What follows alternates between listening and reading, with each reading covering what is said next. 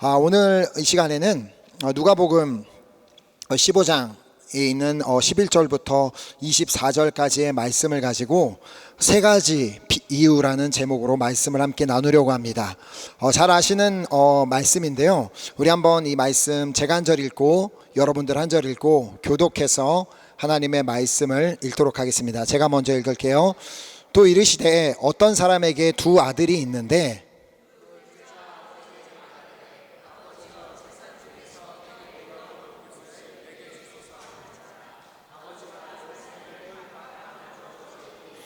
그 후 며칠이 안 되어 둘째 아들이 재물을 다 모아가지고 먼 나라에 가 거기서 허랑방탕하여 그 재산을 낭비하더니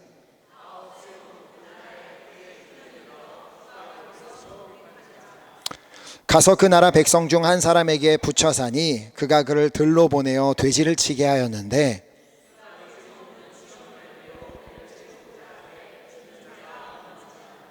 이에 스스로 돌이켜 이르되 내 아버지에게는 양식이 풍족한 품꾼이 얼마나 많은가. 나는 여기서 주려 죽는구나.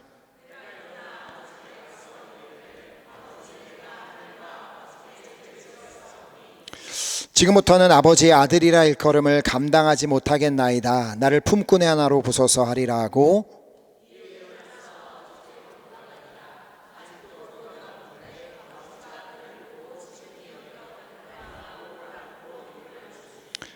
아들이 이르되 아버지 내가 하늘과 아버지께 죄를 지었사오니 지금부터는 아버지의 아들이라 일컬음을 감당하지 못하겠나이다 하나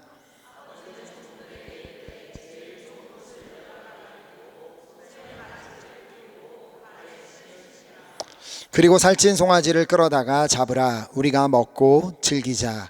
이 내 아들은 죽었다가 다시 살아났으며 내가 잃었다가 다시 얻었노라 하니 그들이 즐거워하더라. 아멘. 아멘.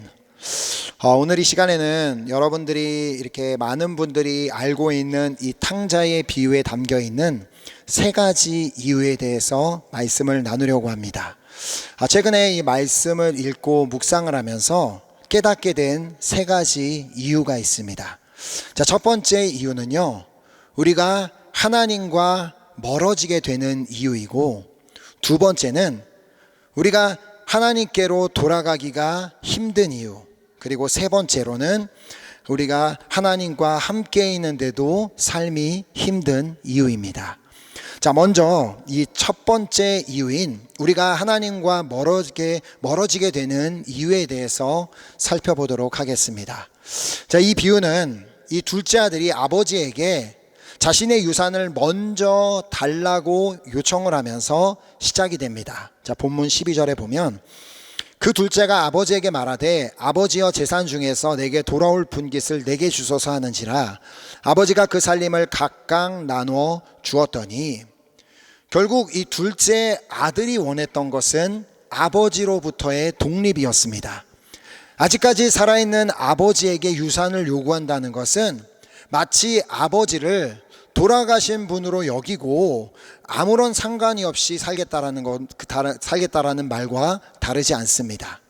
아버지 없이도 그냥 아버지가 물려주신 유산만 있으면 혼자서도 잘 살 수 있다는 말이었습니다.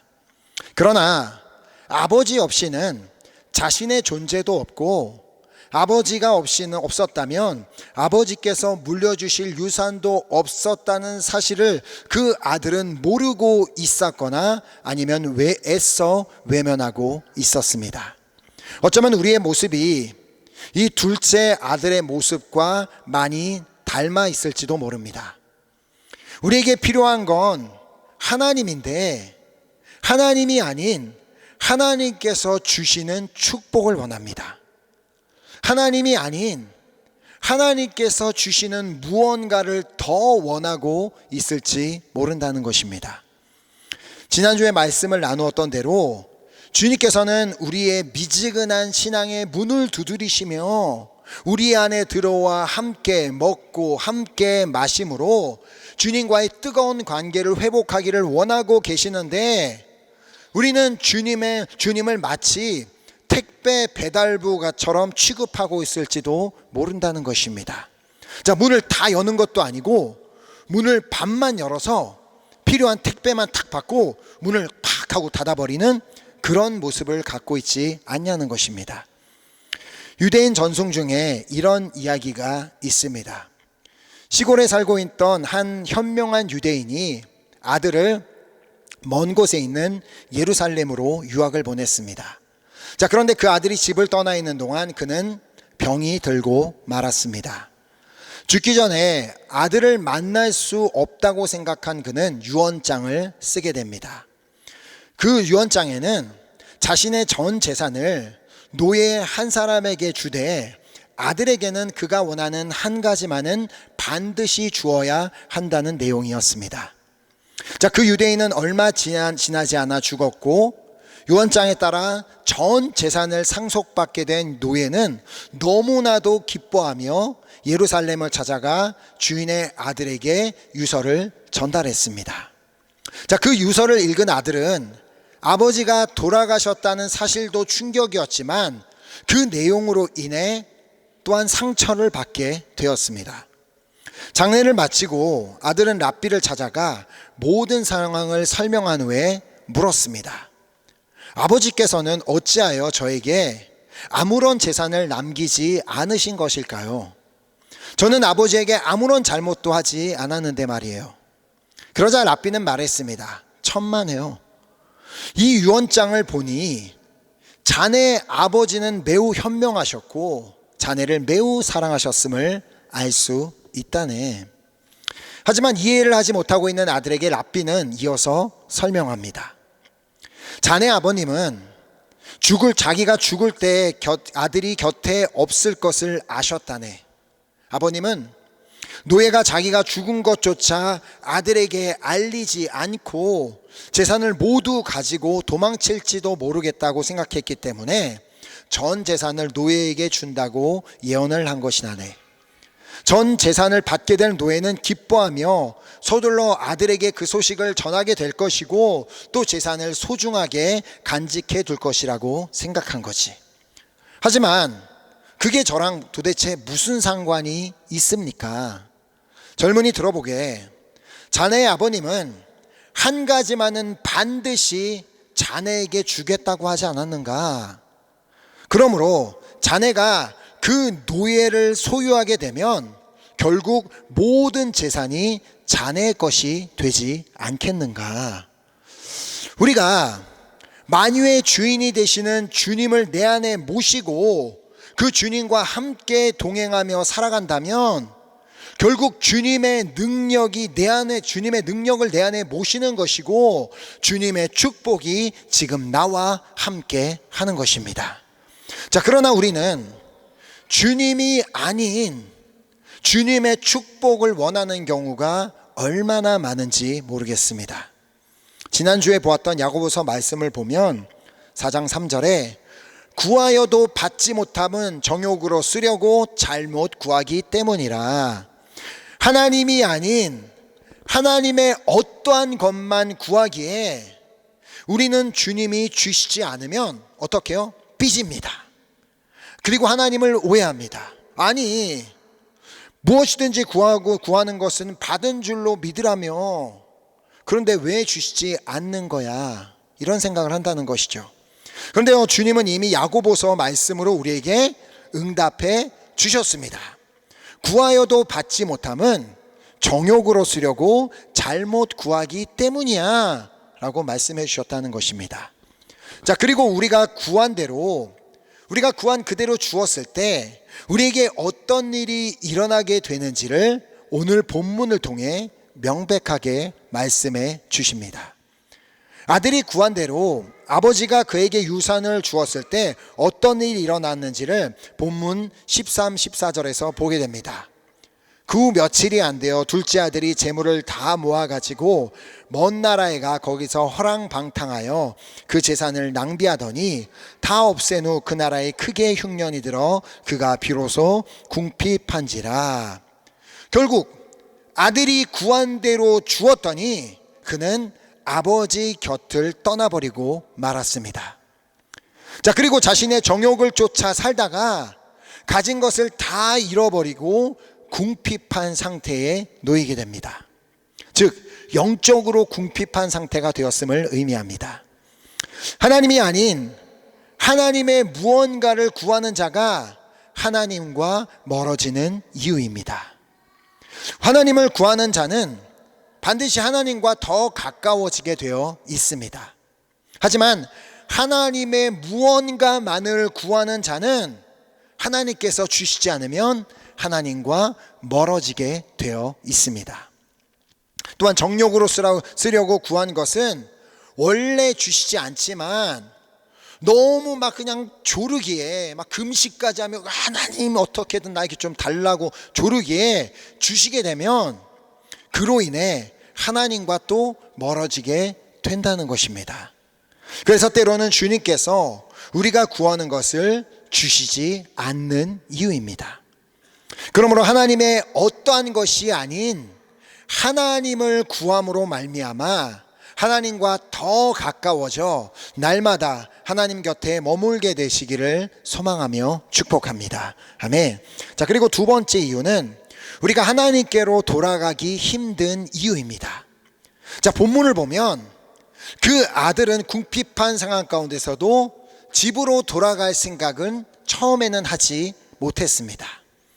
그가 궁핍하게 되자 무엇을 하였는지 15절과 16절에 보면 가서 그 나라 백성 중 한 사람에게 붙여 사니 그가 그를 들로 보내어 돼지를 치게 하였는데 그가 돼지 먹는 쥐엄 열매로 배를 채우고자 하되 주는 자가 없는지라. 자, 여전히 둘째 아들은 아버지 없이도 자기 스스로 무언가를 할 수 있을 것이라는 생각을 가지고 있었습니다. 성경은 이러한 자를 교만한 자라고 부릅니다. 자, 일반적으로 이 교만하다라는 말은 자기 우월감에 사로잡혀 타인을 얕보거나 무시하는 태도를 말합니다. 자, 그런데요, 성경에서 말하는 교만은 하나님이 없이도 내가 무엇이든 할 수 있다고 생각하는 태도를 말합니다. 자, 과연 나 스스로 무엇이든지 다 할 수 있을까요? 다른 것 말고 한 가지만 말씀을 드리자면 우리는 스스로 생명을 유지할 수 없는 자들입니다. 오늘 내가 살아있기 위해서는요, 내 몸속에 있는 모든 장기들이 다 정상적으로 작동을 하고 활동을 해야지만 살아있을 수 있습니다. 그러나 나에게는 나의 뇌나 나의 심장이나 나의 위를 어떻게 할 수 있는 능력이 없습니다. 자, 그럼에도 불구하고 우리는 우리 스스로 나 혼자서도 무엇이든 할 수 있다고 생각한다는 것이죠. 오늘 내가 살아있는 것은 오로지 하나님의 은혜입니다. 아멘.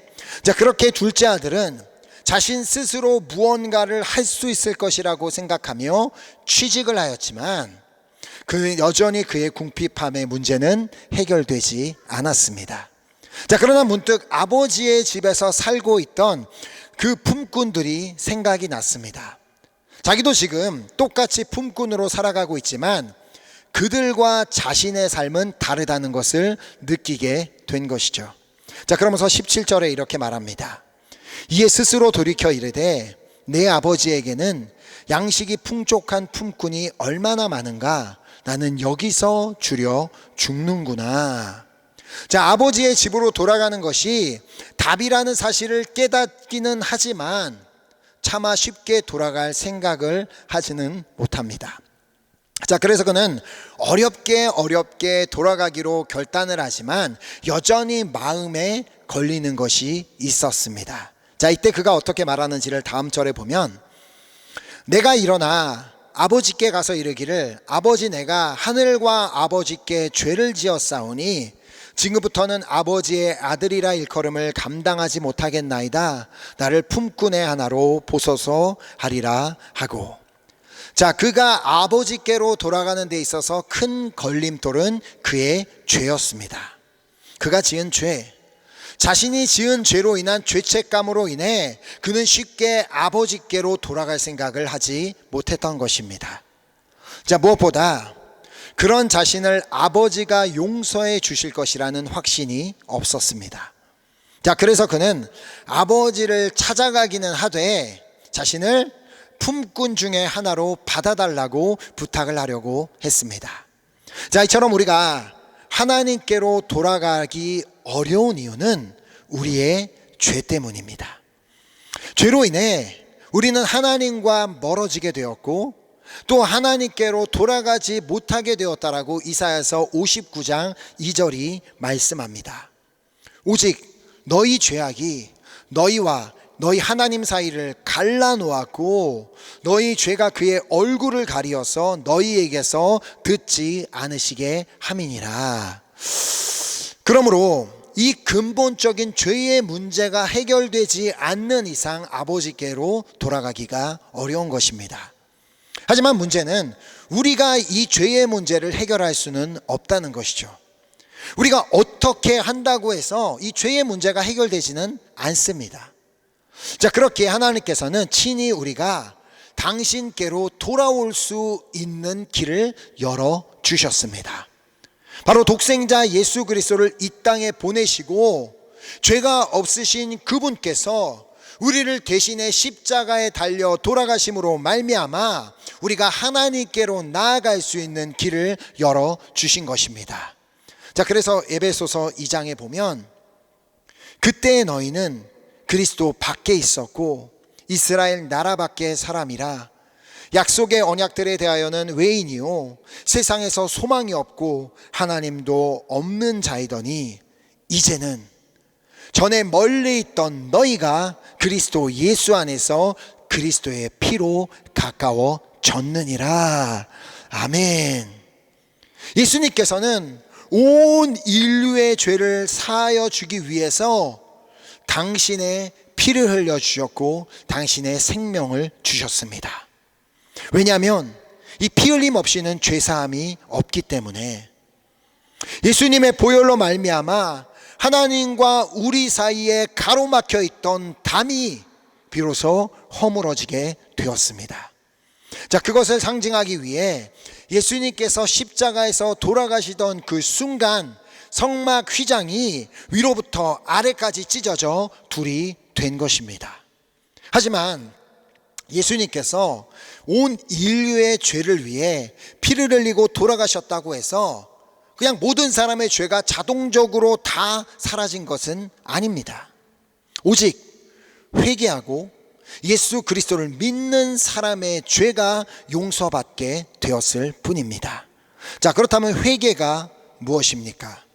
회개란 죄를 인정하고 죄를 고백하며 이제는 그 악한 길에서 돌이키는 것을 의미합니다.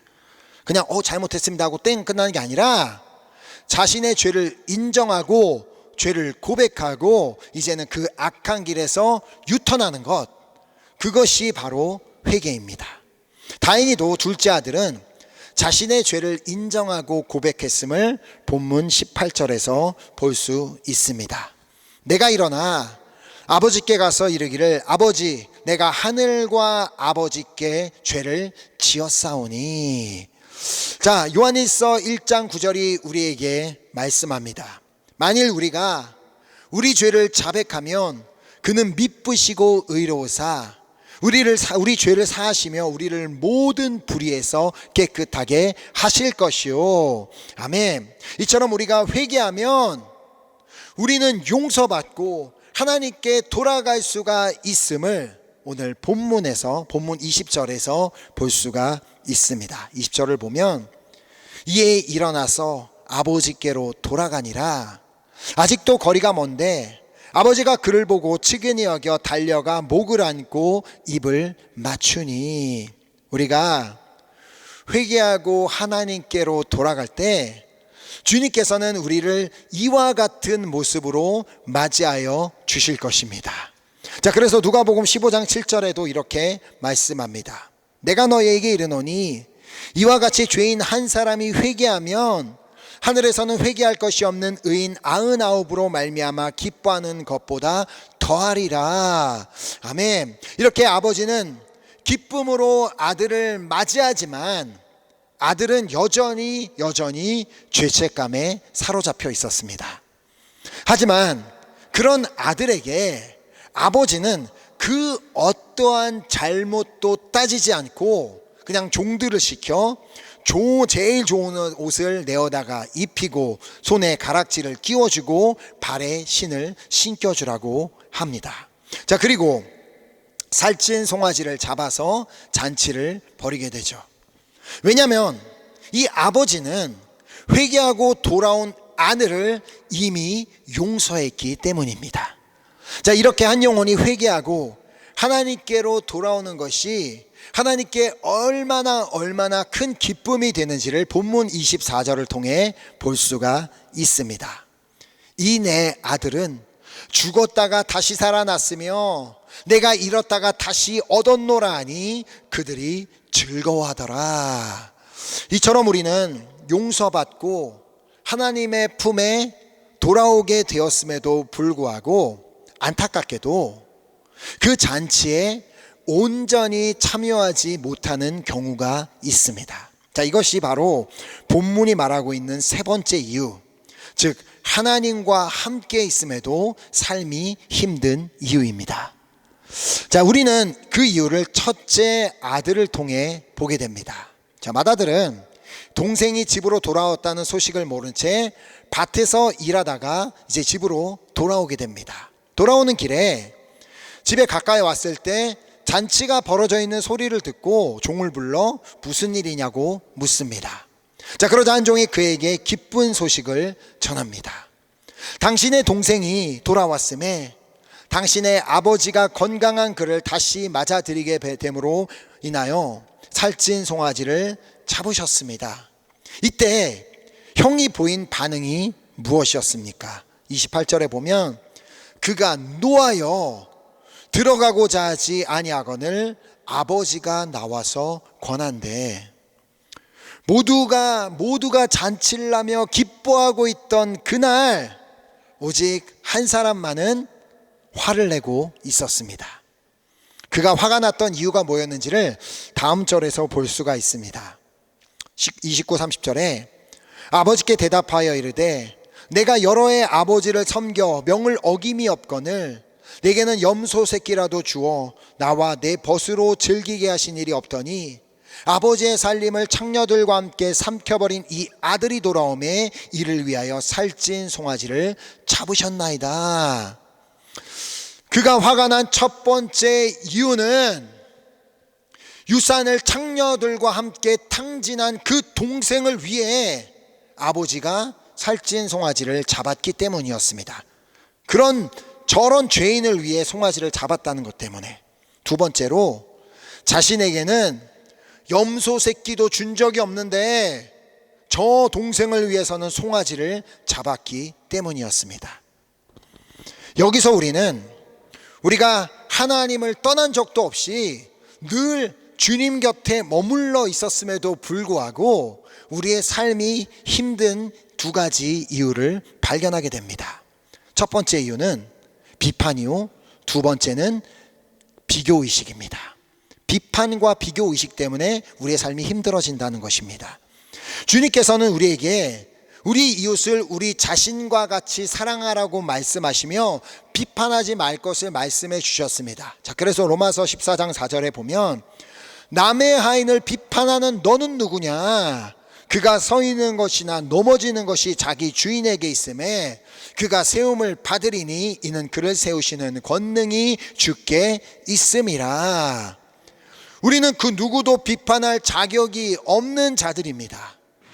나도 똑같은 죄인이지만 하나님께서 나를 사랑하시는 것처럼 내가 비판하고 있는 그 사람도 하나님께서 사랑하고 계심을 알아야만 합니다. 그 사람도 회개하고 돌이키면 주님께서 용서하시고 품에 안아주실 것이기 때문에, 또한 우리가 이 다른 사람과 비교하면서 사는 것만큼 힘든 것도 없습니다. 우리는 그 누구와도 우리의 삶을 비교할 필요가 없습니다. 왜냐하면 우리 각자에게 다 족한 은혜를 허락하여 주셨기 때문입니다. 주님께서 바울에게 하셨던 말씀을 기억하시기 바랍니다. 내 은혜가 내게 족하다.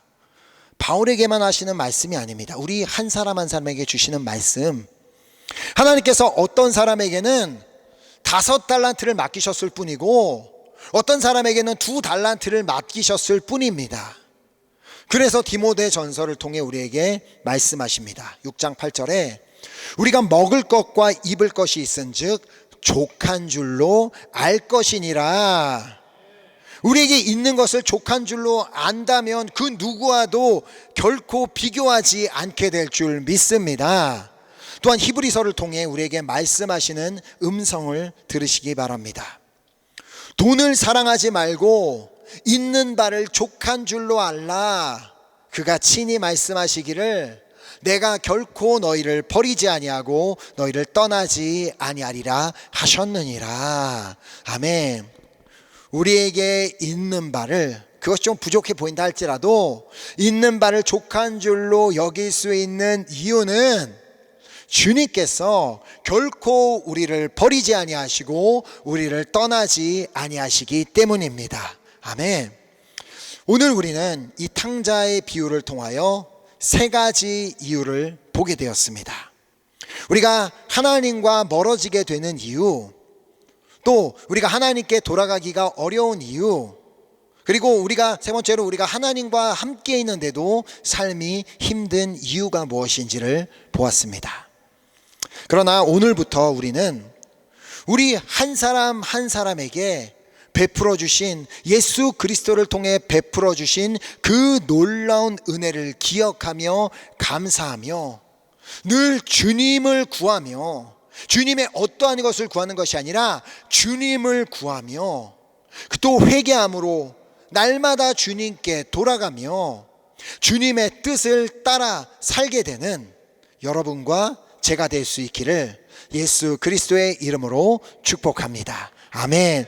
우리 함께 이렇게 귀한 결단을 가지고 함께 찬양하며 우리 찬양하고 기도했으면 좋겠는데요. 오늘 이 말씀을 준비하며 이 찬양이 너무나 이렇게 마음에 울리고 떠올랐습니다. 이 찬양의 고백이 정말 우리 한 사람 한 사람의 주님을 향한 고백이 될 수 있다면 우리는 하나님과 멀어지게 되는 일이 없게 될 줄 믿습니다. 또한 이 찬양의 고백이 정말 우리의 고백이 된다면 우리가 죄를 지었다 할지라도 하나님께 돌아가지 못할 이유가 없게 되는 줄 믿습니다. 또한 우리가 정말 이 고백이 우리의 고백이 된다면 하나님이 신실하심을 믿고 그 하나님의 놀라운 사랑이 나와 함께 있음을 믿는다면 우리는 주님과 함께 있기에 힘든 것이 아니라 오히려 늘 기쁘고 감사하고 평안한 그 삶이 될 줄 믿습니다. 이 시간 우리 한번 이 찬양의 고백이 나의 고백이 되기를 원하는 간절한 소망을 담아 주님 앞에 우리의 믿음으로 고백하고 우리 함께 기도했으면 좋겠습니다.